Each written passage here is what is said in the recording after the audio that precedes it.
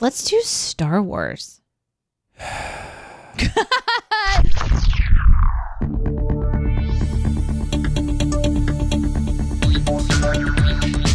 Captain's Pod, Stardate 812523.3. Welcome aboard the Starship's Enterprise, and thank you for joining us as we take a brief shore leave from the world of CinemaSins to explore the universe of Star Trek.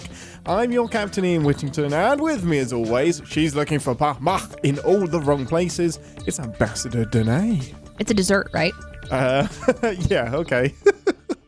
I love the idea of you looking around Deep Space Nine for a dessert. Baklava? I think like baklava. You know? That sounds something really yummy. I'm guessing it's going to be like a sweet bun. Like one of those steamed buns that we get at Karai, that ramen place. Oh, yeah. Sweet buns can be part of this thing. Yep. What is it? Love. It's the what? It's the Klingon word, or the closest Klingon word for love. I'm not looking for love. No. Looking for sweet buns instead. I want to look for sweet edible buns. Sweet buns. Let's go. I guess love can be for food though, right? Or is that word specific for people? I don't think the Klingons are big on love, and I think this is just the closest thing that they have. Oh, so it's like a pat on the back. Yeah, a reassuring. That's hey, love. You're not a failed human. Damn it, Klingon. I can see myself being with you because you're not a complete failure. Today's a good day to die. Right, well, and the reason that is the intro this morning is because you, or at least a section of you maniacs, have picked an episode. It was my own fault. I put the vote, as I said, up to Discord and up to Twitter. I let you guys pick a DS9 episode with Worf, and you are cordially invited. Is on pretty much every list. I didn't think it had a chance of winning, but just over 30% of the popular vote, it has a simple majority, went to this episode. And I'll be honest, Ambassador, I'm nervous. I don't know how you're going to react to this episode. I had the privilege of coming across a few of the tweets. And I just want to say that there's some of you that are really messed up. In specificity, I'm gonna call a couple of y'all out. Sarah Superior, who tweets, "I wouldn't say you were cordially invited as a Worf episode, but I love it. So let's watch that." What the fuck? It is pretty much. And Tilly Fox Talks, who says that they voted with their black hearts. The best way to ruin Deneé's morning. Sorry, Deneé. Not sorry. It has to be done. Yep. I kind of love it, honestly. I don't know if it's going to ruin your morning. Like, I can believe this one way or the other. I can believe you will hate this. I can believe you will love it. It's going to be an interesting episode. Well, I'm here for it. Let's watch it. Let's get into it. And thank you guys for voting, even if you voted just to fuck with me. It's welcome. It's going to happen. I actually kind of appreciate it. It's going to happen. You put a poll out there, it's going to happen. I guess. I guess people want to see my whole world ruined. So I'll give you a little tiny bit of context. Worf has a girlfriend as a romantic partner called Jadzia. They're all on Deep Space Nine. I think the Dominion War is currently going on. That's it. That's all I'm going to give you. Okay, I'll explain everything else along the way. Okay, everyone. Well, actually, no. First of all, how do you feel about your first trip to DS9? Actually, on the show. Okay, I'm really excited, but also nervous. I feel like I'm going to have more questions because this is dropping me into... It kind of feels like the day that we, when my friend Jen and I were visiting in Europe and we had a Deep Space Nine-a-thon.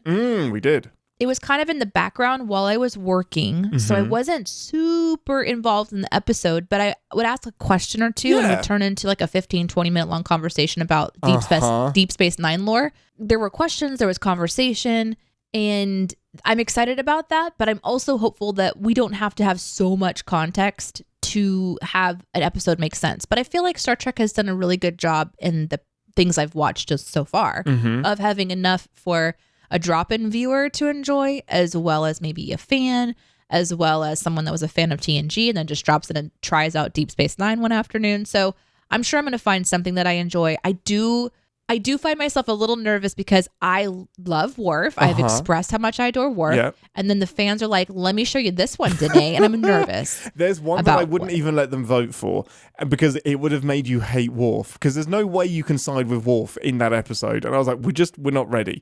We're doing a Worf love-in. Let's keep going. And this is an episode where you can just drop in. It doesn't do a lot of the Dominion War stuff. It is a bottle episode. So, well, let's get into it. Let's do it. We will see you all on the promenade for a full debrief after we've watched the episode in the Holo Suite. The fuck is a promenade? To beam to Deep Space Nine. I want to know where I'm beaming before I beam.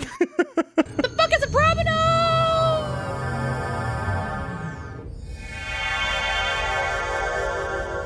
Welcome to Quarks, the part of the show where we grab a drink from the Replimat and share our immediate thoughts and feelings on the episode we just watched together.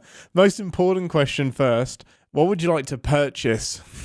Okay, what is happening? I chucked all of the new words at you. I changed the intro for Deep Space Nine. That was really clever. Different. Thank you.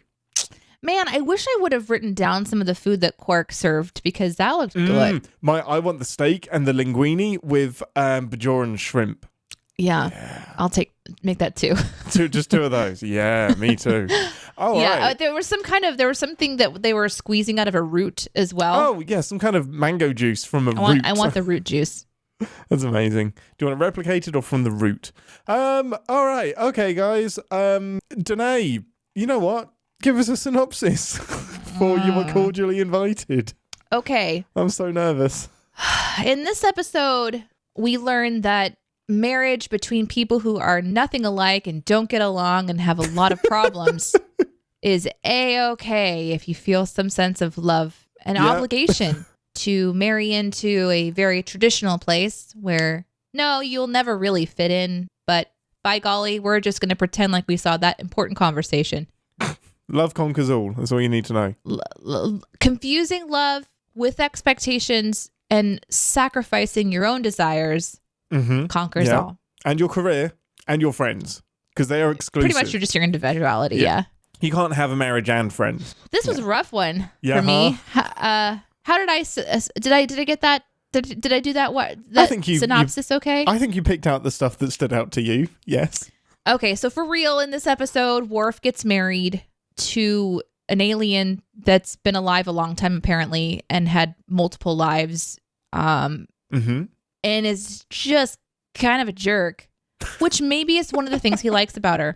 We get to see a little glimpse into Klingon rituals, but not all of it, because we're not going to show the flowing blood which is entirely. But that's the best part of the episode. Okay, then they're married. The end.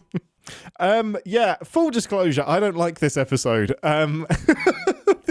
This is one of my least favorites. I tend to not enjoy when Star Trek goes cliche to this degree. This episode has so many cliches, all of the tropes, and it's one of those quote-unquote filler episodes that actually has a really important plot point in it, which is so fascinating. Usually these like big monumental moments are important. This feels like the most unimportant episode ever. I blame you, the fans, for picking it. However, there is some fun moments. There is some good in it. First of all, let's just start with questions. What didn't make sense because you just don't have enough information? And then we'll get into your thoughts and feelings. Okay. Well, let's just start from the beginning. We're on a totally different... We're in a different world here. We're on a space station. So immediately I was sort of overwhelmed with how different the vibe is. Usually people that are in the hallways they're going to their jobs. They're not just like hanging out. They're all in uniform, yeah. Yeah. And they're all in uniform, so they kind of fade in the background differently. And in this world, there's just this, it's like the Disneyland of Star Trek or something. Like there are just people everywhere. Just and they're dressed differently. Yeah. So it had this super different vibe that maybe I've picked up on whenever it's been on in the background in the past, but didn't really like think about it too much. And this time I was thinking about that a lot because it was a lot. Yeah. So when you say like, what questions do you have? I'm like, it's interesting because they have all these different names. There's more aliens discussed, and there's this buzz of activity. Not only the plot of this episode, the Worf wedding, kind of has a lot in it that's about Klingon culture. But then like you're also on this station where there's a war happening, and there's all these ship names and these alien names and these fight names and these place names that I've never heard before. Yeah. So it's really just reading between the lines to kind of pick up that there's a little break in something intense, and we're sort of coming off of some real major intenseness, and maybe that's why we're getting married, is because you almost died, and so like why not?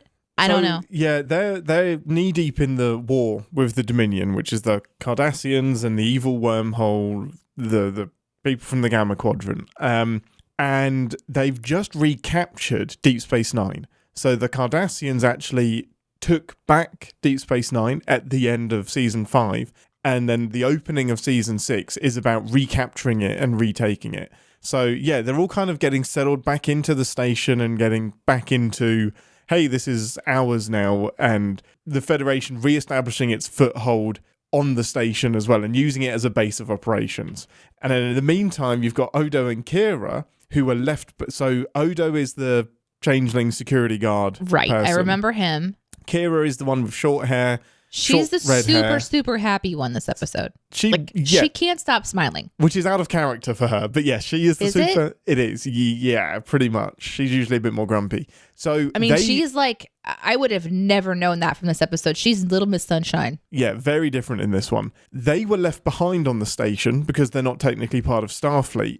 And the last episode or the episode before, they had a big fight because Odo didn't want to go along with the plan to recapture the station. He was just like, it's too risky, too many civilians are going to die, we don't want to do this. And they kind of butted heads about that. So that's why they were avoiding each other and then reconnecting in the cupboard. I thought they had awkward sex. Like, I genuinely thought, yeah, they come later. Yeah. Together at the same time? Or, don't answer that. Don't have to answer that. Yeah. Sorry, everyone. So yeah, that's the surrounding context of that. And Alexander, Worf's son, I forgot he's in this episode. That was fun. Forgot to mention that. Yeah. I'm sorry. You specifically asked for no Alexander. He's so fucking forgettable. I forgot that he was even in this episode. But how interesting to see him and know that he's not really Klingon-y at all. Yeah, he's like so Mr. goofy. Doofus. Just a clumsy klutz. It is kind of fun. And Deep Space Nine, like, he suddenly turns up in Deep Space Nine on a ship that Worf is first officer of for a little while. And he's just like, by the way, your son is here. And he's joined the Klingon Defense Force because he fell out with his father. He got fed up of getting sent away. And then they butt heads and eventually they kiss and make up. But he's still just a fucking klutz. Yeah, but no kissing. He is, as was telegraphed by the "I'm so excited" and his arms fly out and he knocks some stuff over. And also his line where he's like, when they were going into the Klingon bachelor party, which I have written down the actual words, but I don't remember it because I'm looking at my notes right now. But they're like Kalhaya. Kalhaya, yeah. So they're in there, and one of the dudes is asking about what to expect. Alexander says, I don't know. I don't even know how to say my name in Klingon. Yeah. Like, you're on the wrong guy. He's what I expect Worf to be. Like, that's what Worf should be like. Exactly, but he's not. He's the guy that knows the chant around the brazier. Yeah, exactly. Brazier?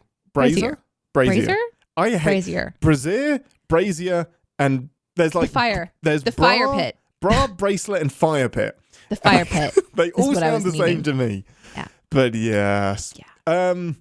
I mean that's the context that you really, really need. And Worf and Jadzia fall in love a couple of years ago, and they're engaged, and they bring the wedding forward because Alexander is going to be put onto a different ship, and they may not see him for years. And it's kind of like, hey, why wait until the end of the war when we can do it now and take 4 important people out of the war for 4 days? Mm-hmm. Yep, and that's sort of the premise. I did enjoy it for not remembering the universe that we're in very well. I could kind of clearly see what's going on, but there was a lot in this episode. I mean, they even like hint at Quark liking Dax, and it's like, wow, they're sprinkling in enough that I would not recommend this episode for someone who is new at all, because there's so many reference to other things or people or times in this particular episode, which is fine. But, and full disclosure, I wouldn't have, if you had zero knowledge of DS9, I wouldn't have done this one. But I know that you've watched a little bit of it, and we've seen a little bit of it together. So the names that I'm saying, and like Jadzia being a Trill, it's not totally alien to you. I can fill in a few gaps. Thankfully, I did remember as I was watching. She has so many names, by the way. There was like Jadzia and Dax. This in person? Yeah, so Jadzia is her first name. Dax is her last name. Then why are we doing both? Just pick one, Because, okay, this is going to get a little bit tricky. Dax is the name of the symbiote that's inside of her stomach. So Trills, not all of them, but a lot of Trills are hosts for a symbiote. And that's the part of like the 7 lives thing. So she keeps the name Dax as the lives change, and the symbiote passes to a new body. And by passes, you mean like it's pooped out? No, they die and it gets cut out. They have like a pouch in their stomach, and it gets cut out of their pouch and then put into a new person. What happens if there's no one there to cut it out? Then they die. But they got to make sure that doesn't happen. That's like really, really bad. Super bad. So it's a worm that is defenseless. Yeah, that's why it has a host. But but still, some creatures are like, you know what? I'm going to eat my way out of this host and go find another one. Well, this host has more personality, and it kind of merges the personalities with the new person as well. So she has the memories and the personalities of the 7 previous hosts as well. So when Sisko mentions Curzon, that's why he's like, you're not Curzon anymore. You are Jadzia. You can't hold on to these memories that are 100 years old from a man that you aren't anymore. Well, you can, and you should, because it makes you special. Yeah, exactly. It's part of you. You don't just start again. You know what also makes you special? Mm-hmm. Being the kind of person that is supposed to respectfully recite the history of the woman that you're joining houses, and then you're like, you know what though? You're actually from a concubine, bitch. Like, what just happened? Yep. No, you were a bit on the side. Sorry. Whoever is talking here, Dax or Chakotay or whoever she is. Did you just say Chakotay? I did. That's another character. I know. But okay, what's the good. Jadzia. Jadzia. This is the trouble of switching. I'm sorry. Anyway. Dax is I don't know who's talking here. Is it the worm or is it the lady? I don't know. They are one person. They're one. They are one. They have more. They've made a unified decision to flip off this lady disrespectfully. Is that her character normally, or is she just having a bad moment? That is her character. It's very much her character. It is a dumbass thing to do. It is a terribly, horribly disrespectful thing to do. But it is within her character. Because she's a science officer. She's like all about facts and science and not about bullshit. And it's maybe the downside of living 350 years is that you stop giving a shit. You're just like, you people have such short lifespans. You mean nothing to me. Man, what a weird episode. It's really fucking weird. I was just thinking about her plan for if they had done what the original plan was, which is mentioned at the top of the episode. So they're all hanging out in non-10 forward Quark's bar. Mm-hmm. And we learned that the wedding is going to be on the planet Klingon, like on the Klingon homeworld. That was the plan. Yeah, that's the plan. Yeah, So was her original plan to just continue to practice and then just flip everybody off when she lands? I mean, this seems like it was a surprise, but I guess they would have had to go through this at some point, but it would have been later because it was going to be after the war, so they had more time to do it. This is all condensed into 4 days, which should have been something that takes weeks. Which was her idea. Correct. Yes. Yeah. So she wildly misunderestimated how difficult it was going to be. I don't think she did, though, because she is confident in her abilities. She had enough time to research the lineage. She knew all that before any of this started. It's not like that was a surprise to her. She's been practicing this for a long time. So she's like, I'm ready. Let's just do it tomorrow. It's like if the teachers at your college are letting you study a course and the test is in 2 months, but if you're confident, you can go ahead and take it now. And then they shit on you for getting it wrong. It's like the kid. Yeah, it's like you walk in and you grab the test, and while you're filling it out, you're like, "Oh yeah, fuck you on this one, by the way." Ha ha ha ha. And then you turn it in, and maybe you got the answer right, but you're a total dick. Yeah, you still don't know. And maybe that's why Worf loves her. I don't know. So, what did you think of Jadzia? Did you like Jadzia? First impressions? No. Interesting. No. I mean, we're talking about Worm Lady, right? Yes. Okay. Yes. No, I mean, I wasn't. I found her incredibly disrespectful. And like super into herself, like a child, essentially. I didn't like her at all. There's not even a part of me that's like excited to see her again. That's after this interesting because, and this is always going to be the downside of going in randomly. I think you would really love her, other than in this episode. But I wouldn't have predicted that you would be siding with Sorella over Jadzia. Oh, so I loved Sorella. Tell me why you love Sorella. Was the right. Sorella is a character that's fully in her universe, and yes, she's. Well, this episode is missing, and it's a big sin, and maybe I should save it. But this episode is missing that moment between Worm Girl and False Empress.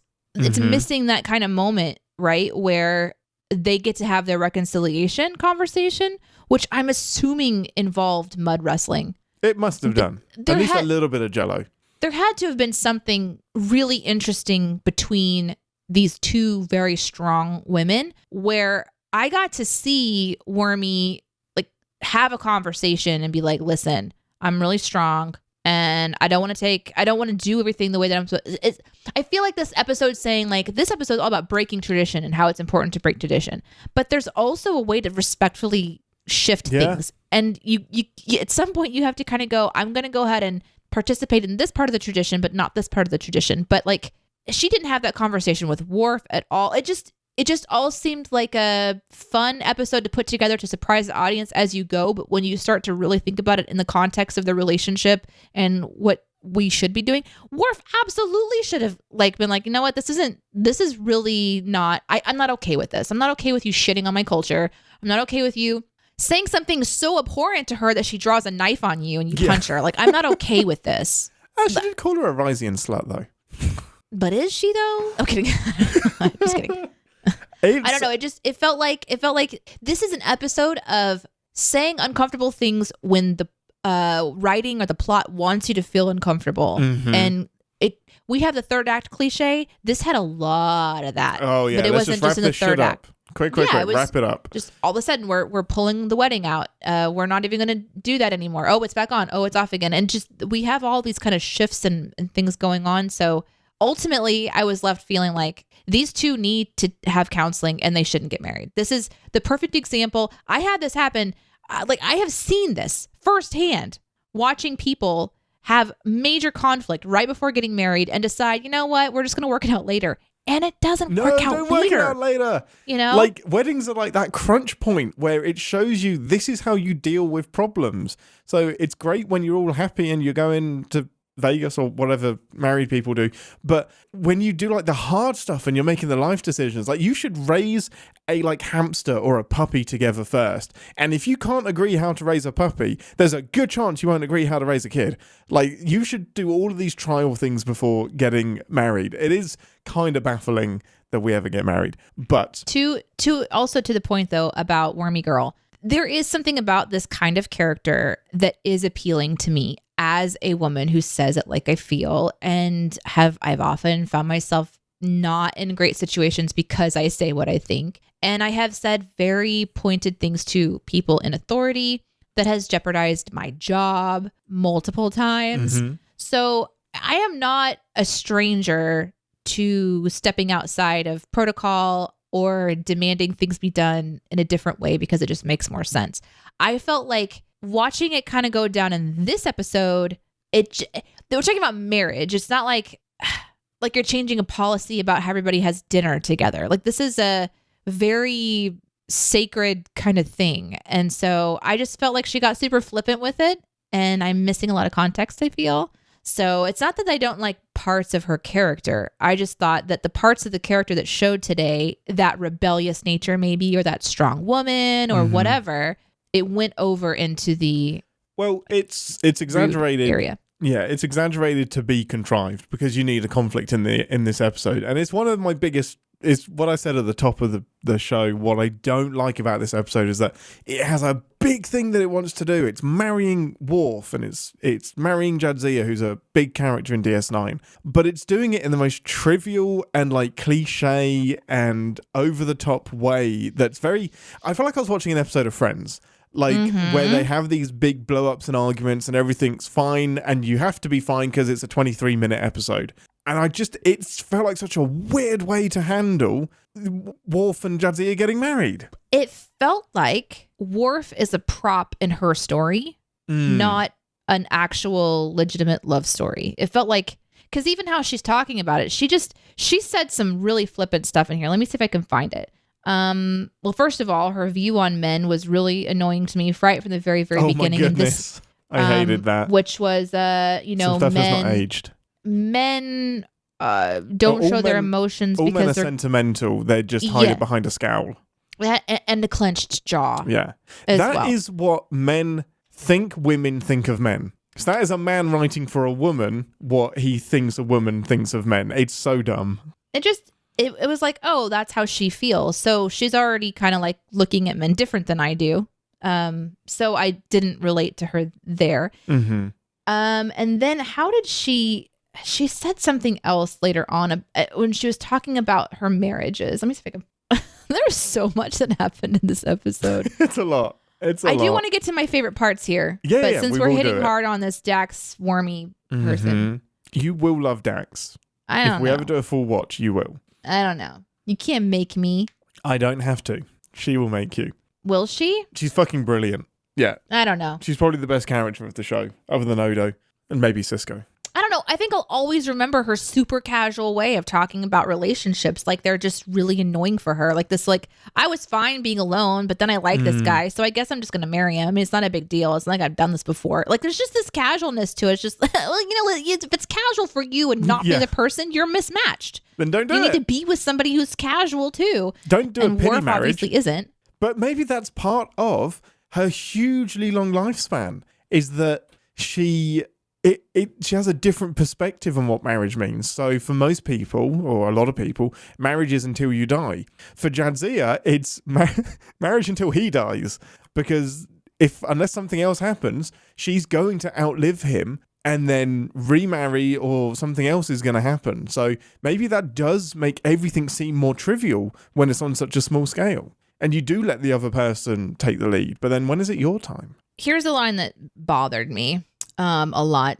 Worf goes to her after the whole debacle, and he says, essentially, we're bonded. You can't turn back now. I didn't like that. Mm-hmm. And then her response is, I just want to get married. Yeah. Not like, hey, I'm clearly upsetting you, the person standing in front of me. It's almost like she just wanted to have that achievement unlocked in the video game. She just needed that marriage notch on the belt. It wasn't really... It's almost as if she was saying, I just want to get married, dude. You know what? I could just do that with this guy with the torches. You know what? I'm gonna go to the guy flinging fire around, and I'll just marry that guy because that's really just what I want. I just want to get married. I get that's how it comes across in this episode, but I think it's more that she wants to get married to Worf, doesn't want all of the complicated ceremonies. She loves Worf. She doesn't want all like the complex ceremonies and whatnot. It's like, why can't we just be together? But marriage is really, really important to Worf. So she's doing this because it's important to him, which is a beautiful thing to do, but it's not as important to her. So she's just like, let's just, like, he wants it, let's just do it. And that doesn't mean she shouldn't do it, because the bottom line is, does she want to be with Worf? And if the answer is yes, and this is something important to him, then I guess fucking do it. Yeah, I guess, I don't know. I'm just not really relating to this character. But I was relating to Worf several times, and I wish that this would have been more centered on this episode. Mm-hmm. I really enjoyed the bachelor party. That was so fun. It's the best part of this episode. Hands I wish we down. had more time there. Yeah. Oh my God. Yes, me too.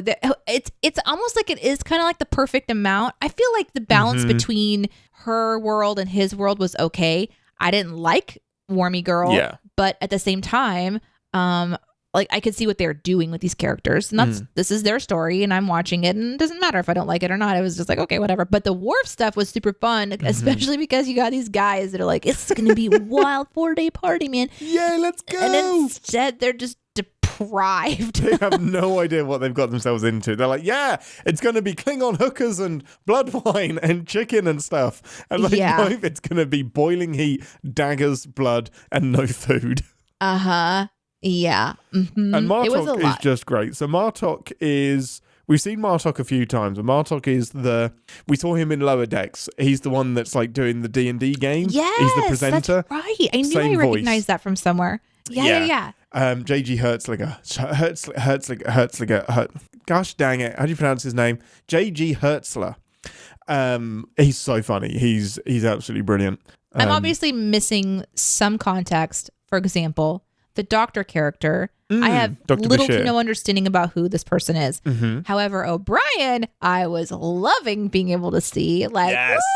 Woo, O'Brien, I know love this you. guy. He's a friend from work. He gets so much more room to spread out in Deep Space Nine. He is just given. He's plonked on the space station and told make it work, and he is just angry in every episode, just being like pissed off that nothing is working, and he has to like dad. Duct tape together. He is such a dad. It's incredible.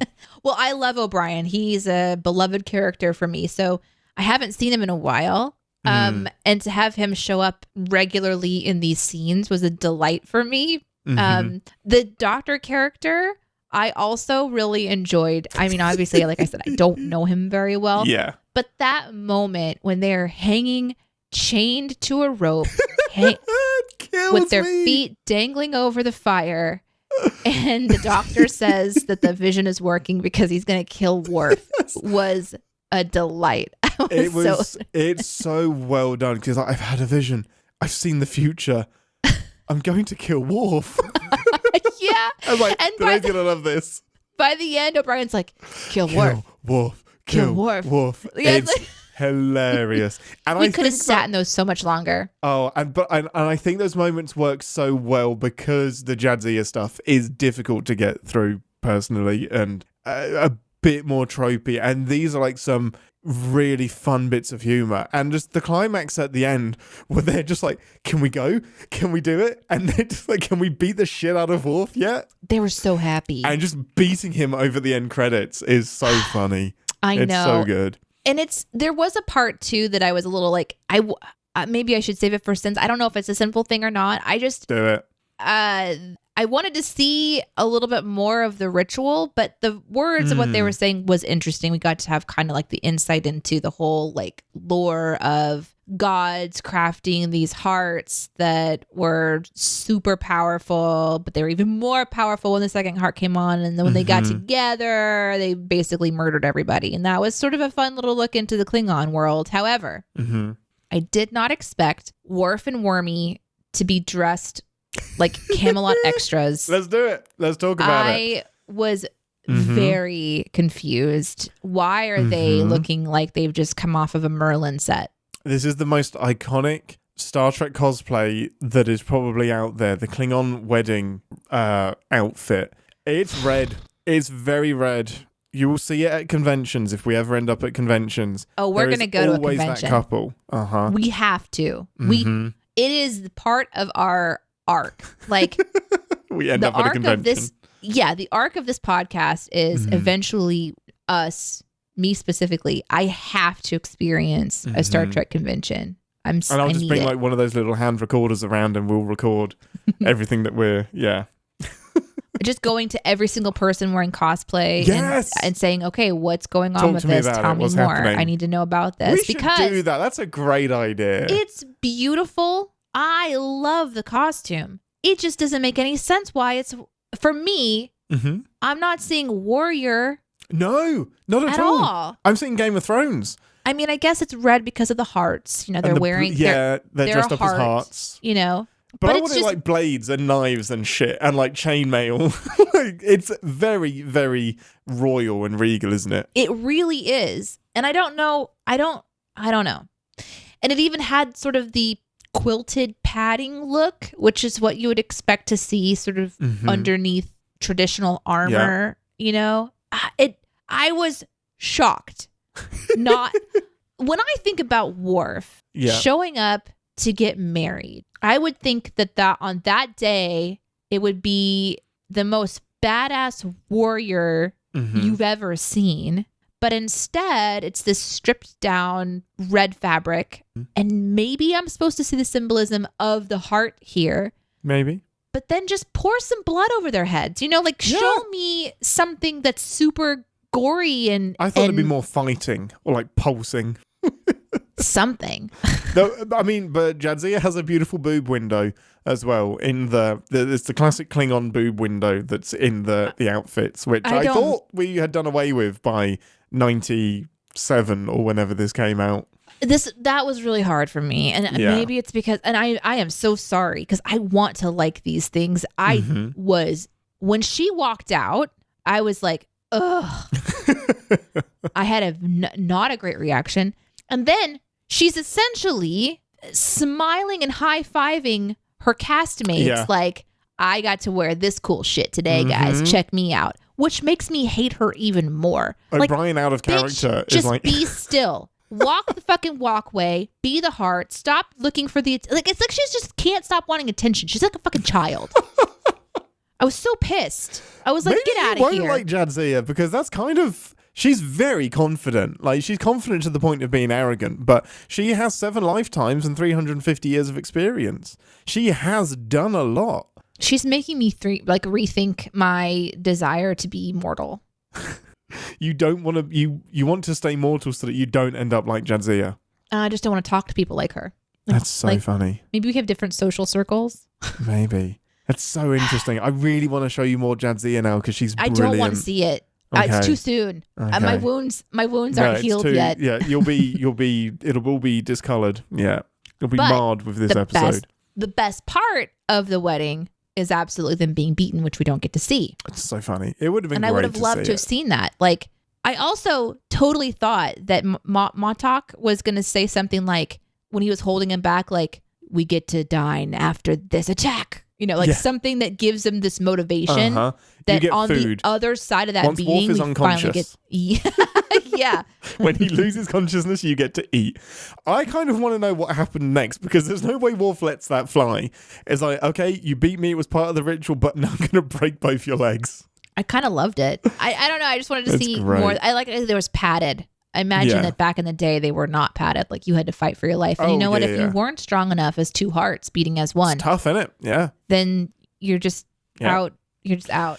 That's so funny. There was one other, while we're talking about the comedy of the episode, it's when Martok is explaining that his wife doesn't want aliens polluting her blood, and Worf is like, that is racist, that is xenophobic, I can't believe it. And Martok's just like, we're Klingons, Worf. What did you expect? Hello. We conquer people. We don't welcome them in. I also loved that scene because he reveals that Sorella doesn't like Worf either. And Martok's like, how does he say it? Something, don't worry. There's nothing she can do about you being in the house now. And Worf says, how comforting.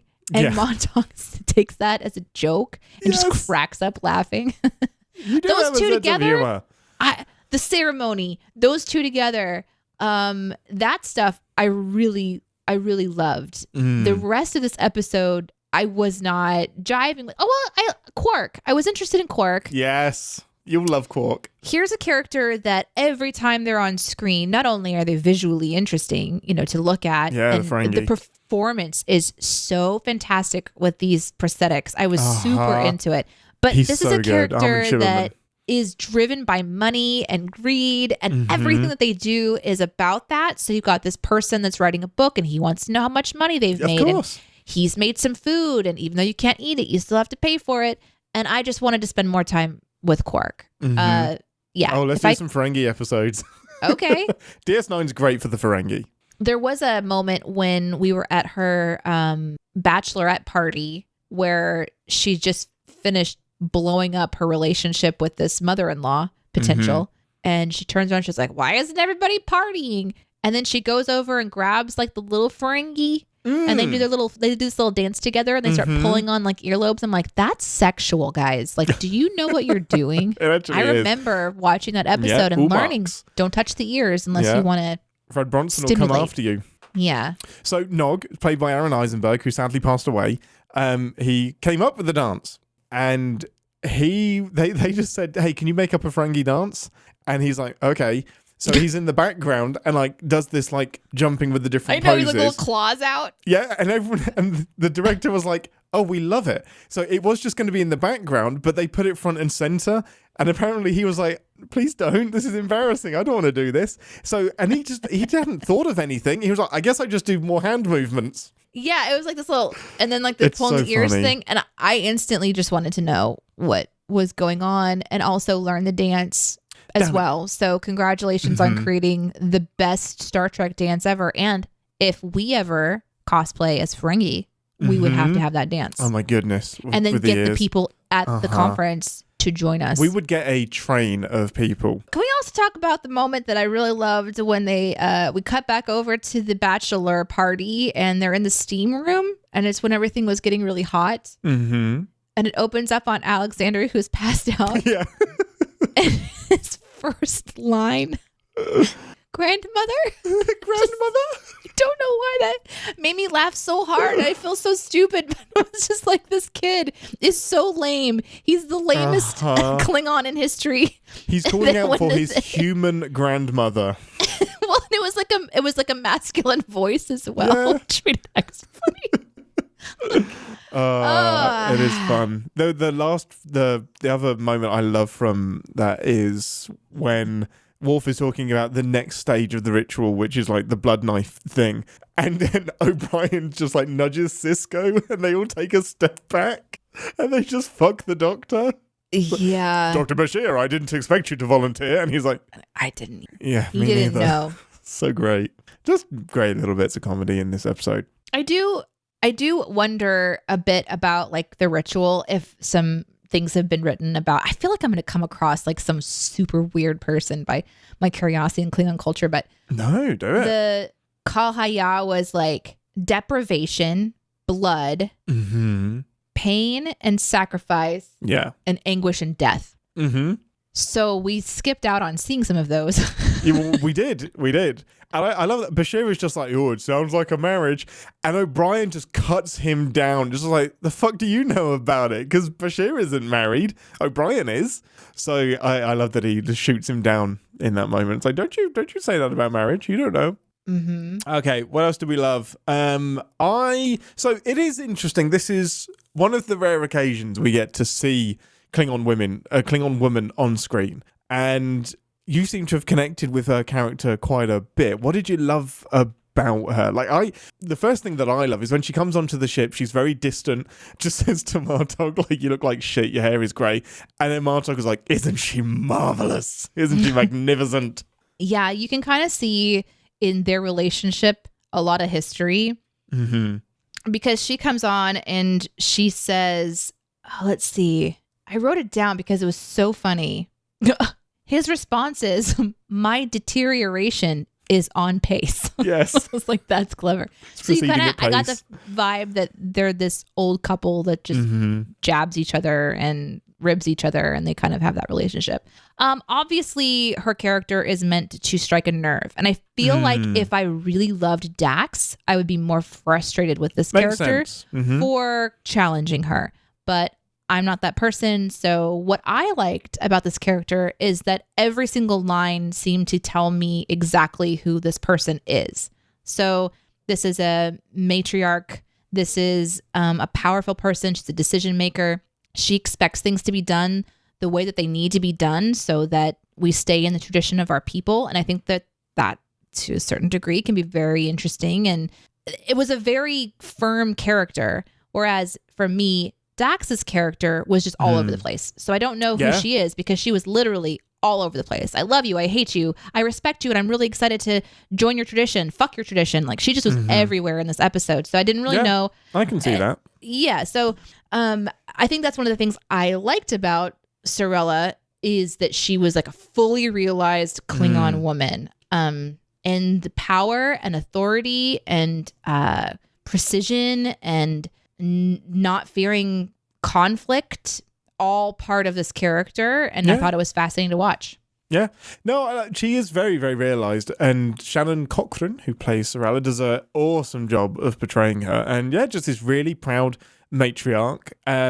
I love that she kind of puts Martok in her place, and it kind of shows that women may have the actual seat of power. They may have like way more influence than we think, even though like men dominate all of like Klingon culture and they're on like the High Council and whatnot. That maybe the powerful women are actually the ones behind the scenes. So I love that. It's probably something that Star Trek doesn't dive into enough, but I can see why that juxtaposed to Jadzia just being hungover most of the episode and disrespectful. I can see why it's not something I would have predicted, but it totally makes sense. The other thing that was interesting is Sorella is doing what she's been asked to do. She's performing these tests that what I feel like I picked up in this exchange between her and Dax was, you should give up now because no one is going to accept you as Klingon. Like, you can come back to the home planet or whatever, and they're going to pity you because no one is going to believe that you have done what you need to do to be worthy. Now, different races, different people, different cultures have different versions of what worthy is. But if Dax's hope is to be worthy in the eyes of Klingons, then she is purposefully botching some stuff and pushing in ways that are really disrespectful. If she doesn't care, that's fine. And that's kind of what it sort of felt like when she was hungover, was like, I don't really care about this stuff. I don't care if your people don't like me. You don't have to invite me to your picnics. I don't need to be there for that. I like you. And that I understand. That I can kind of respect. But obviously for Worf, there's a bigger picture here, and he wants her to be accepted and believes she could be accepted. So there's this exchange between them, Sorella and Dax, when she's, I believe, holding up the kind of the weights and reciting something, and then she has to put it down in a very specific spot. There's this exchange between them. I really liked that scene in particular because I got the feeling that Sorella was saying, not that she would never accept Dax, but that if she doesn't do what's expected, it's not going to work out. And here's your opportunity to prove yourself. Yeah, and then when Dax picks up those items again, you could see her looking like she's still engaged, because if Sorella didn't want to engage, she'd just be like, nope, and walk out. But instead, she's going to see her duty through to the very end. The only part that this really misses for me, as I mentioned earlier, is that moment when she makes a decision to fully test Dax and accept her as part of their family. It's kind of wild to skip that, isn't it? It's just wiped away. Yeah, ran out of time. They ran out of time. And, you know, the idea I feel that the show is trying to say is that Dax would have to beg, and they didn't want to show that part of her character. But that isn't necessarily how it would have had to have gone down either. You know, maybe she goes in and she's like, I'm going to do it. I'm going to do what I got to do to marry Worf. Or did Sorella say, you know, we're going to change tradition? There's no way to know what happened there, because the next scene she's saying, I can't get in the way of love. That didn't matter a few hours ago. You're right. And it's Jadzia is happy to sacrifice for Worf until it becomes too inconvenient. And then it's just like, well, I guess it's not really worth doing all of this tradition stuff. And then when she makes the decision to make that sacrifice, we don't see it. We don't see what that resolution is. So I hadn't thought about that either, but it's such a downfall of the episode to skip that. Like, maybe like don't do the Odo and Kira stuff in this episode. Shunt all of that later and just give us it would have taken 2 minutes to give us that climax. Something that just gives some full weight to what the resolution looked like would have helped a little bit, I feel, at the end, but they're leaving that up to interpretation. And maybe there's some stuff that gets clarified in different episodes, but by the end of the episode, she's obviously been accepted and she's part of the Klingon family now. Sorella does have the mother-in-law vibe going on hardcore, which triggers many, many of us in many, many films and TV and storylines throughout the centuries, and in our own personal lives, of having somebody come into your home or come into your life and have different expectations of what they want for you so that you're worthy of their child. And certainly there's parts that are annoying, but at the same time, I don't mind it too much. Maybe because I don't really have a mother-in-law that does that. Yeah, maybe that's it. I thought that would really like hit you, just like, fuck you, I'm going to be what I want and who I am, and don't you try and oppress me. No, I loved it. But you're on that side. That's really interesting. Because I liked the Klingon so much. I love the idea that they have to have everything. Like that moment, I loved when Worf says something about the Vahama candles. That was so perfect. He says, "Are those real candles?" And Dax's response is super Deneé. Like, yes, I did. I went to this planet and I killed these things and I came back and I rendered the fat out of their shoulder just like I'm supposed to. And then with these hands, I put them together. Like, that's super snarky. I was vibing with that. And then as soon as Sorella comes in, she says, and by the way, don't even bother to replicate the candles if you can't make them the traditional way. I thought that was clever. And I really, puts it back in her place. Yeah, I really enjoyed that because this character of Sorella is the annoying traditional character, but there's something to be respected about that person in our lives. And maybe it's because I'm getting older. I don't know. But I think it's that the episode itself, standalone, fleshed that character out more confidently for me. That's really interesting. That's really cool. I love that. I have one last really big positive I wanted to talk about, and it's, man, Sisko gives Picard a run for his money when it comes to speeches. Like, Sisko comes in and just puts Jadzia back in her place, and just this booming, commanding voice of just, you're not Curzon, sit the fuck down. You cannot expect her to respect you as this person that had a great relationship with Klingons, negotiated the peace treaty between the humans and the Klingons. You're not that person. She doesn't see you like that. Grow up and be Jadzia. This is the role that you have to play right now, and you know it. I just love the way that he talks to her as this friend that he's had for 30 years or whatever, and is shifting into more of a, instead of her being his mentor, they're now like kind of a more of a level playing field, and he has some unique points of view to give to her. And then they just end up with a cuddle at the end where they're just really grateful for each other. It's my favorite scene of the entire episode. Avery Brooks is just, chef's kiss. He's so good.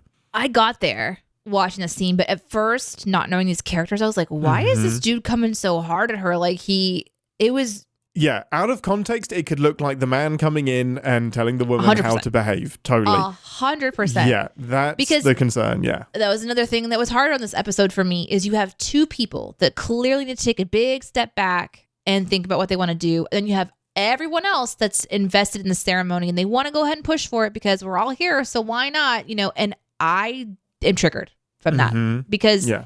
Sisko is saying very important points to her and calling her out on stuff that obviously needs to happen because he was right. But pushing for marriage when two people are second guessing it.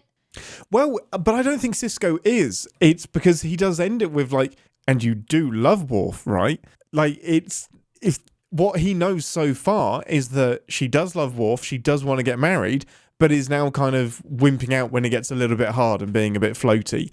And he's like, I think he's more like, if you don't want to do this, fine. But I feel like you want to do it, but you're bailing on it because it's too difficult. Like, that's a sucky reason to jump out if it's just because it's too hard. Like, you want it, but I'm just not going to put the effort in. And I think that's the bit that he's trying to get to. And with Dax in particular, I think you almost have to put their gender to one side, because Sisko has known Dax as a man for 30 years and as a woman for about 5. So Sisko kind of really boldly speaks to Dax irrespective of whatever they look like in front of him. That makes sense. The Trill are so interesting for me. Yeah.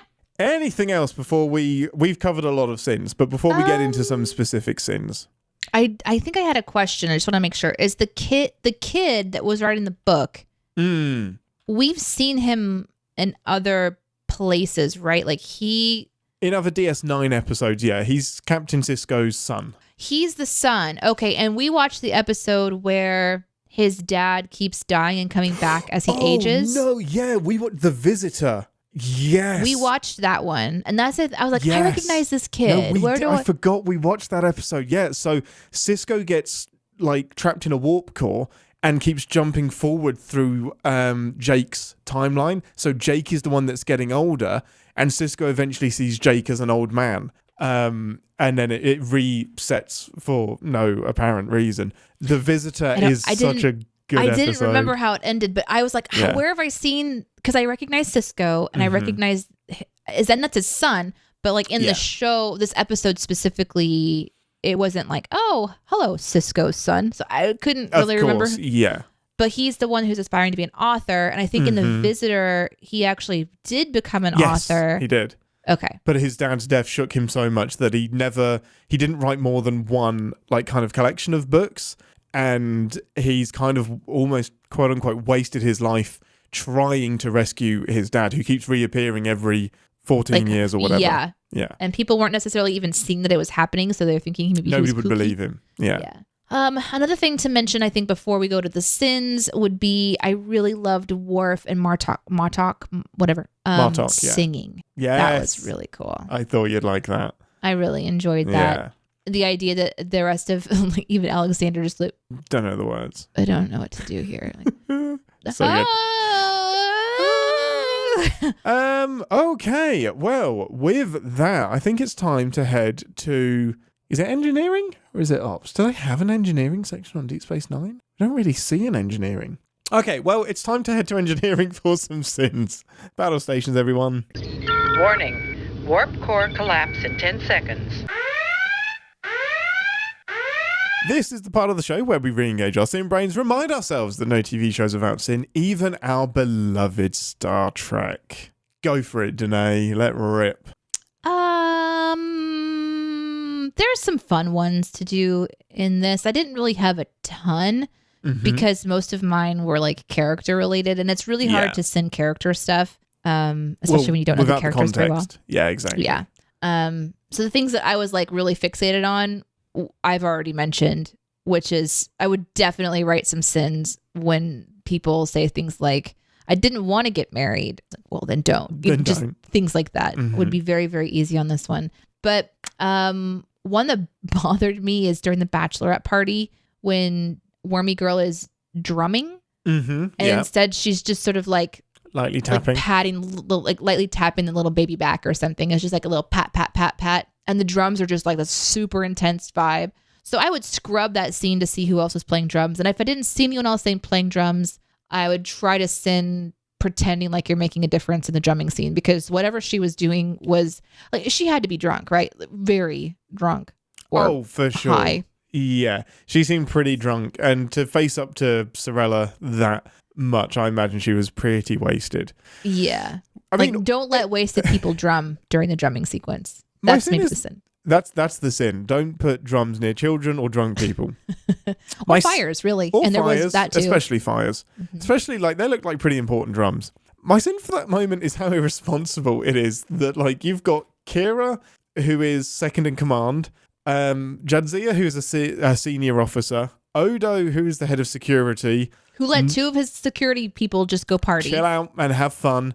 There are so many people that are hungover now and that have missed work on a station in the middle of a war. So irresponsible. And Nog's an ensign. Nog is brand new. Set an example. Further sin. Book some time off. The moment when they realize it's 10:30 in the morning and they've been talking all night long. Smiley Lady and Odo. Yeah.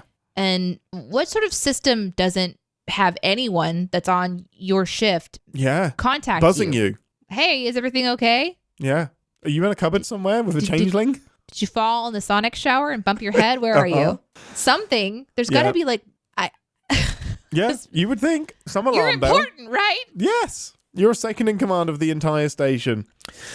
Linked to that kind of is, can they all really afford to take this time off? Like, for the captain of Deep Space Nine, who's just recaptured Deep Space Nine, we're going to chill out for 4 days. Like, this was time sensitive. And now we're just going to do a 4-day Klingon bachelor party. The new Martok, the new head of the 7th Battalion or whatever it is, Chief Engineer O'Brien, who is the only reason Deep Space Nine is held together, and Bashir is the Chief Medical Officer. Like, we're just going to chill out for 4 days.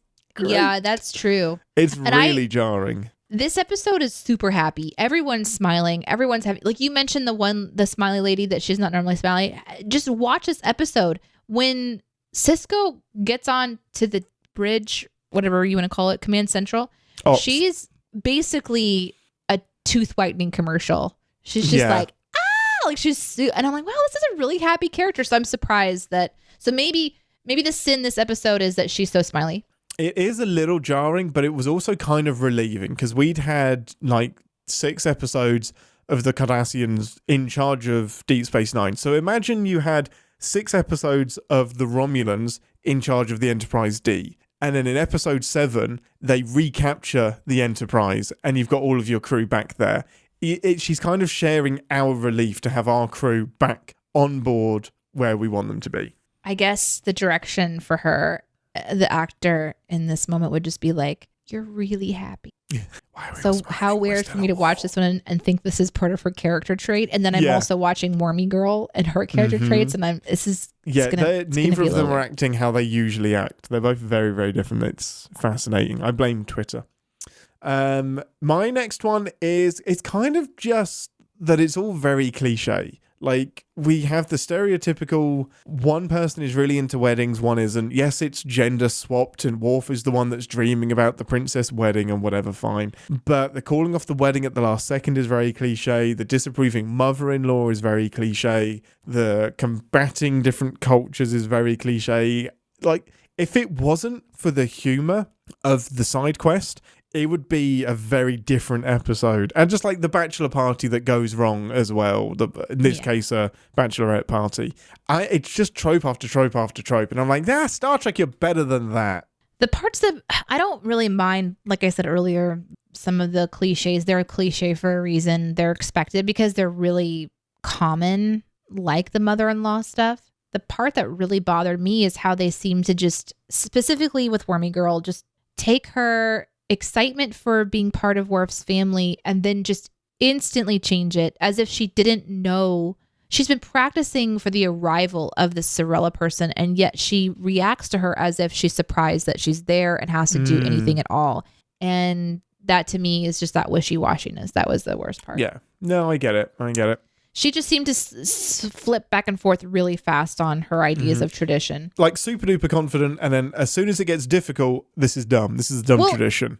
Even the beginning of it, she's walking down with Smiley Lady, and Smiley Lady's like, oh, there's really a lot going on with the tradition. And Dax says, yeah, tradition's really important to Worf. In fact, he gets emotional about it and he gets misty-eyed. She said it almost like it was a joke, like, kind of patronizing. Like patronizing. Yeah, I didn't like that. But what she's saying is that she knows that tradition is important to him, and that's why she's going through all of this. And then the rest of the episode is about her fighting against tradition, and just felt really, really conflicted for me. And that's the cliche stuff. That's the stuff that they just instantly flip around in the pan a little bit too much. Like, you got to let that shit sit there and brown, okay? Brown food tastes good. If you don't know about it, watch Worst Cooks in America. It'll teach you. Brown food is tasty. My last big one was... it's more of a generic thing because there's not a lot of specifics to Sin, really. It's a generic thing of what's the message of the episode? What's the theme here? What's the oomph that you're trying to get to? Is it respecting different cultures? Is it marriage sucks? Is it sacrifice? I feel like if you had that big headline at the top of the episode, what are we trying to say? Other than we want, like, the goal of the episode is Worf and Jadzia are married and we want to get there in an interesting way. What's the theme that's the headline of the episode? And I'm missing that. I don't know what it is. Or if it is literally just marriage is sacrifice, then I don't like it. Yeah, you're right. I think it's supposed to be you can't keep love apart. I think that's what it's supposed to be. I hate that even more. Because that's what Sorella says at the end. You know, it's the joining of two people. Love and you will can't conquer all, I guess, is the message. Yeah. I think that's what it's supposed to be, despite being mismatched. Like, I literally have a note in here when Montauk goes to see Worf and tell Worf, you've made a mistake. And Worf says, probably. And Worf says, Trill and Klingon together, 5 marriages. She's mocks me. I take things seriously. She doesn't. And he gives all of these ways that they're really mismatched. And he says, we are mismatched. And I just wrote in all caps, this is a terrible idea for marriage. Terrible idea. When you have nothing in common except for that you are great in bed together, it doesn't work out. The opposites attract thing doesn't hold as much weight as we think it does. Just like, be it's fuck everywhere. Buddies, right? Like, leave Worf for some other person that comes along who really likes the same shit and wants to go Yeah, let him have his Klingon bride. murder angry kittens on a planet. I don't know what he does. The kittens have to be angry, though. That's the crucial thing. Well, that's why they have to go to the specific planet where the atmosphere is a little wonky. Oh, that sounds like a Lower Decks episode now. Well, I would write really well for Lower Decks. You really would. He says she's nothing like the woman I would marry. Why are you marrying her? Oh, sorry, I'm over it. But maybe sometimes that can surprise you. Sometimes it's unexpected. But I would love to. Hey, look, I would love to put science into marriage and just like, sorry, you don't meet the criteria. We're not getting married. But again, that's probably why I am not married.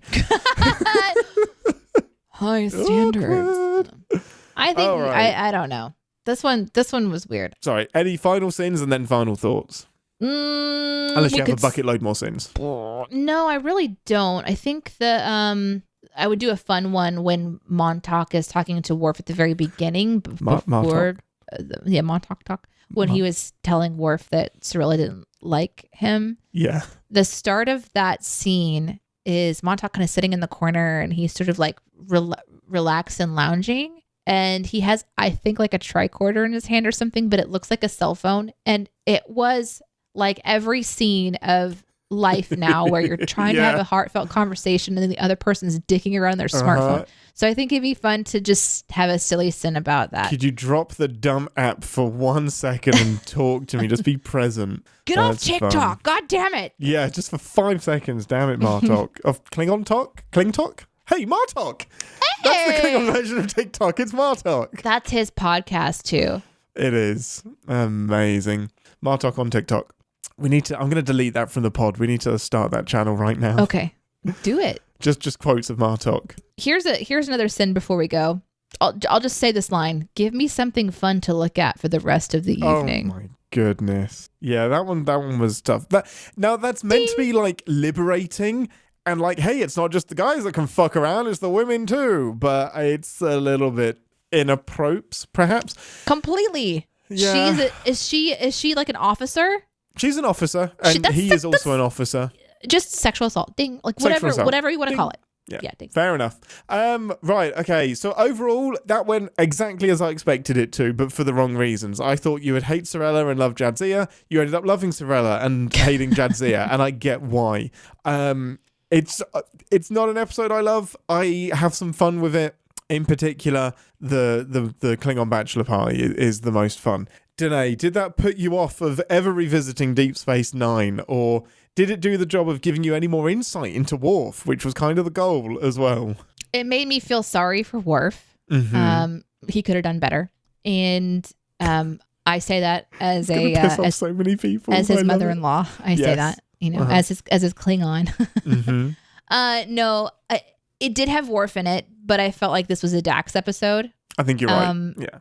With a sprinkling of Worf. Mm-hmm. I loved the Worf stuff though. And I would watch Deep Space Nine again, absolutely, because I really love Star Trek universe. And I want to say just strongly, I just watched this episode. I'm having strong feelings about this episode, but it doesn't mean that would change over time after watching these characters, because the chat is very strongly opinionated that Dax Wormy is a character that I would normally enjoy. And maybe if I would have watched Deep Space Nine a little bit differently, like you said, Ian, I would have a different approach.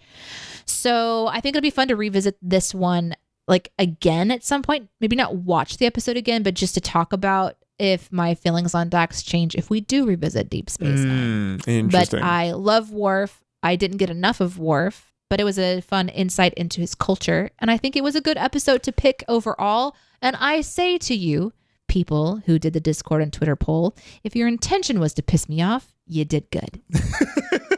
Nailed it. Nailed it. I mean, if I had to pick one character you were most like in Star Trek, or that you would most relate to, it would either be Janeway or Dax. Dax would be a close second. Ugh. I don't want to be Dax. Not based on this episode, though.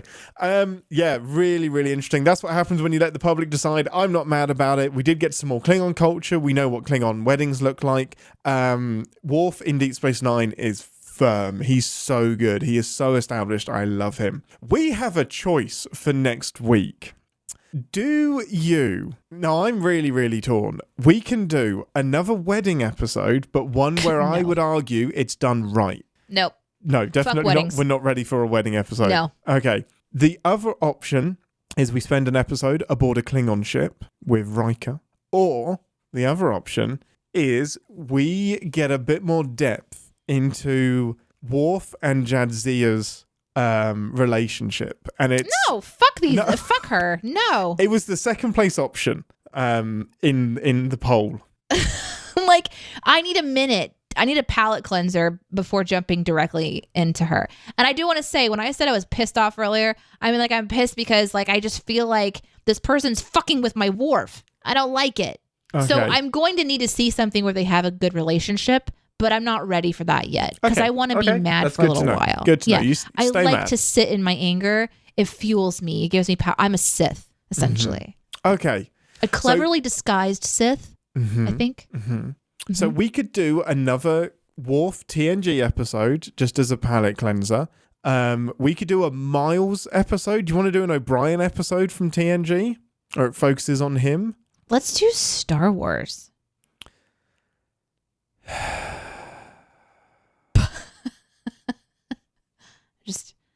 I'm just really angry about this episode. I need a minute, you know? Oh, we could watch like My Little Pony or something, you know? Just like really go outside of the universe. Do you want to do a Ferengi episode? I don't know what I want. I think what I want is to let the people decide again. Oh, no. Okay, but Deep Space Nine has been ruled out of the question. Why? Because Jadzia's in every episode, basically. She is? Yeah, pretty much. God damn it!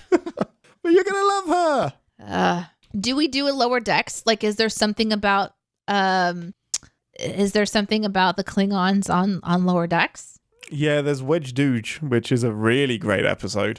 I think it's Wedge Dooge. Here's what I know, Ian. When you make your choice, it will be the wrong one. And 100%. I am so sorry. Because the one I'm leaning towards is the one you said you really don't want to watch, which is another wedding episode from TNG. But it has a lot of data and it has a lot of miles. Is it about love? Like, is it another love episode? Not fuck really. Fuck love, fuck marriage. I don't want to do it. We're not doing that next week. We're not doing that. Okay. You know what? Fuck it. I'm going to pick one. We'll figure it out. I'll let you know on Twitter. Could be Wedge Dooge. Who knows? It could be Riker on a Klingon ship.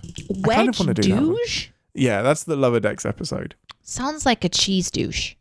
Amazing. Like a real small, like a little pungent smell. A little pungent douche. Everyone wants Data's Day. I may just make you sit in the pain of weddings. You just have to do it.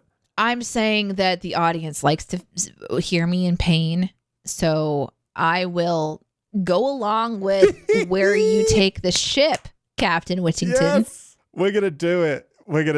Fuck it. Data's Day. She ain't going to quit at this point. And you know what, guys? If she does quit, that leaves the slot open for one of you people to join me. So we're going to do Data's Day. For the podcast listener, the chat is just insane right now. Everyone is so happy. And by everyone, he means the people in the chat, not the person on the show. Actually, I'm fine. I'm excited about it.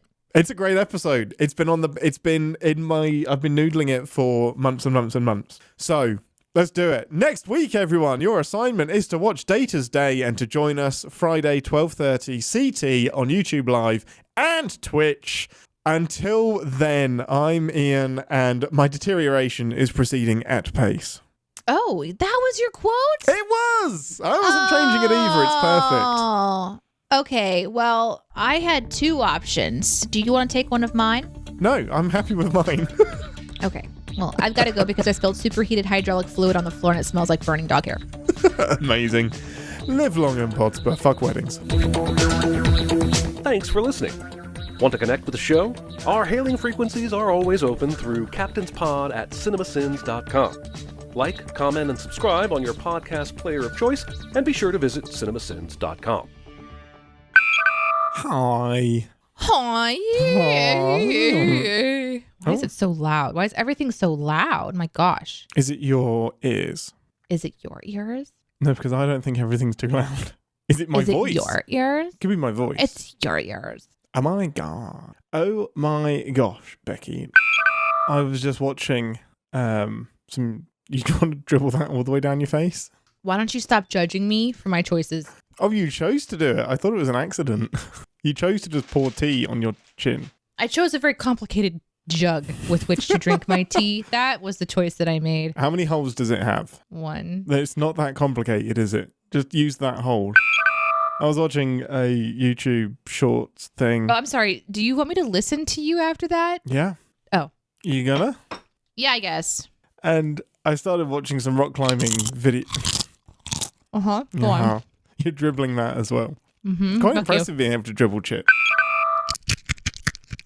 I wonder if people will eventually contact us about the annoying outtakes. Like, hey guys, I can endure your bullshit for so long, but Deneé eating chips in my ear is really too annoying. far. Yeah. And Ian's choice to leave it in the outtakes is equally annoying. Yeah. Yeah, that's right. Like, ultimately, the blame is on you, the editor. Yeah, I didn't have to put it in there, but I don't want to suffer alone, to be honest. Do you think, what's worse, listening to someone chew or listening to someone chew something that's actually soft? Chew something. Oh no, that's worse. No, that's worse. That was immediately worse. I hate it. My brother joined me on the radio one morning, and we were in between breaks, and he's sitting beside me. He's got the headphones on. He's got his own professional microphone. And he goes, hey, Deneé, do you want to know what a banana sounds like? And I was like, yeah. And he goes, it's real quietly into the microphone. I thought it was the funniest shit. I laughed so hard. Yeah, you would. You can hear so much with a professional microphone, you know? This is the sound of one hand clapping. Uh-huh. Let me just say, for those of you who listen to that audio, I can confirm because it was on video, that was one hand clapping itself.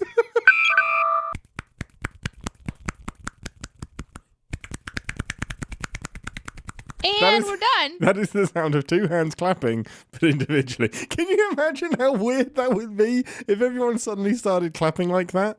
Instead of putting your hands together, it's just two hands clapping individually. Yay! Looks like you're more excited. Mm-hmm. Yeah. This is an audio podcast, and that sound sounds like something else too. No, it does not. And I think we should stop. How fast are you doing it if it sounds like that?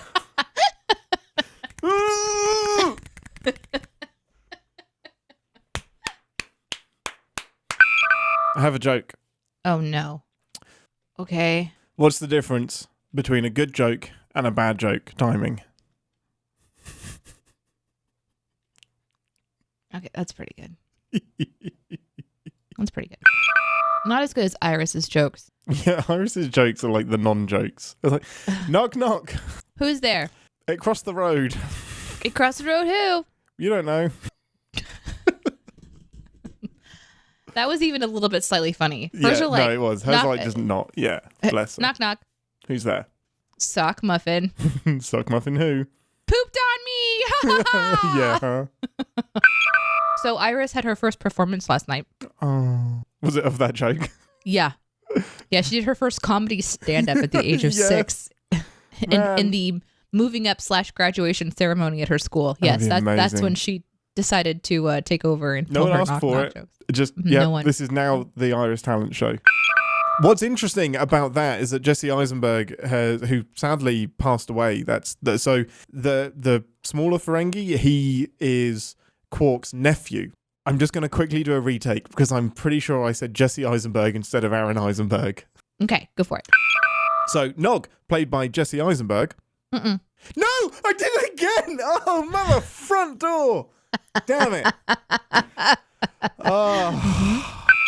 Link says, where was Worf's wife in Picard? This is a great question and one that I meant to ask on the show because I did have this thought while watching and I totally forgot about it. I love it because if you have a look at the comments after this that I starred, there's one or two. She dies. The worm didn't get out, did it? The worm does get out. Dax lives on, but Jadzia doesn't. Spoiler.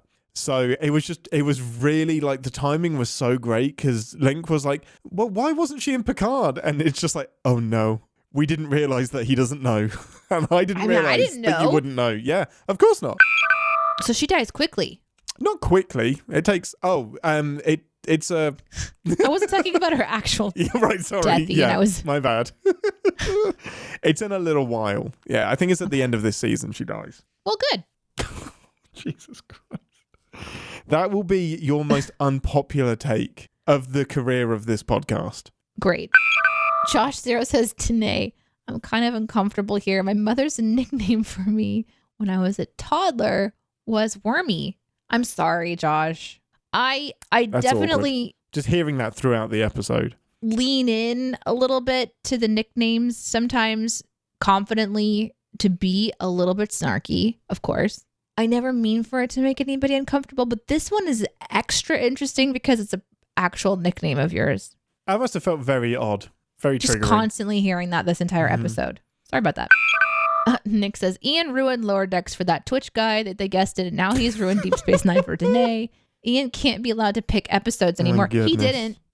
He put it on the list, but he didn't actually pick it. You guys picked it. Ian, ruining Star Trek since 2023. Got an action figure of Lursa back when I was a kid. Had to hide it from my mom because of her boob windows. Yeah. Shall I find a picture of Lursa and B'Etor? If there's boob windows involved, I'm definitely interested. Yeah. Just a reminder, this is an R-rated show. Yeah, it is. And we're about to be like getting in trouble on Twitch, maybe? No. Don't. As long as we're not in trouble on Twitch. What's amazing is that I keep downloading these images into Aaron's downloads. Mm-hmm. So he's just like, what? Why is this in my downloads? They're the boob windows. It's interesting. My face and my eyes did not go to the boobs. Mm-hmm. My eyes go to the domes. Mm-hmm. Well, that's just another word for boobs. I think you're being... No, I'm not talking about the globes. I'm talking about the head dome. The head dome. Yeah, I can see how that's confusing now. Slab says, my mum is asking me, when did you buy that figure? I don't remember that. I'm like, duh, I hit it. It's good logic. I love that. Question: which actor or actress do you think has had the biggest impact on the franchise? I think it's got to be either Leonard Nimoy or Michael Dorn, because Michael Dorn, like we said as Worf, has created the Klingons basically, and well, not created them, but he embodies them. Leonard Nimoy just kept coming back. He did define the Vulcans and did pretty much create them. Yeah, it's got to be one of those two people. I think they're the most iconic ones. Patrick Stewart's going to be up there though, but I love how like interactive Leonard Nimoy and Michael Dorn are with the just embracing that they are Star Trek as well. My answer is Lucille Ball, because I learned recently that her contract, I think it was Lucille Ball, right? Yeah. Her contract to the movie people to continue to make content included that they continue to produce Star Trek. Because she was such a huge fan. So if she hadn't done that, it was going to be canceled. So I guess you're right, actually, even though was she ever in Star Trek? Nope. No. That's a really great answer. Like, not in Star Trek, but actually saved it. I love that answer. Sarah wants to know where the fucking trivia question is, although did not include the word fucking. I added that for emphasis. JCD's not here. JCD did send me the trivia question, though. Well, are you going to do it? Yeah, I'll do it now. I forgot. Okay. Ready. Trivia question. What was the first episode where the Klingons appeared? Josh is saying Trouble with Tribbles. Nick is saying Tribbles. I'm going to say Tribbles. Interesting. But Flyboy says Errand of Mercy. Interesting. Slab says Broken Bow. It's not... Okay, right, you dick. Ooh, Technically, right. No. I want to go back to Slab's answer because he's being very clever and I love it. Of course he is, because guys, Slab is fucking amazing. Yeah, he's one of the cleverest people you'll meet. Broken Bow, chronologically, is the first appearance of the Klingons. Yes, in terms of the timeline, yes, it is the first. So well done. Points to Slab. Okay, Slab wins. Woo! Errand of Mercy is the first appearance. The Klingons were created by screenwriter Gene L. Kuhn and first appeared in a Star Trek episode, Errand of Mercy. Hey, well done, Flyboy 65C. Congratulations. It is also, I think, the first appearance of Kor, who appears later in Deep Space Nine as well. Balls. Oh my God.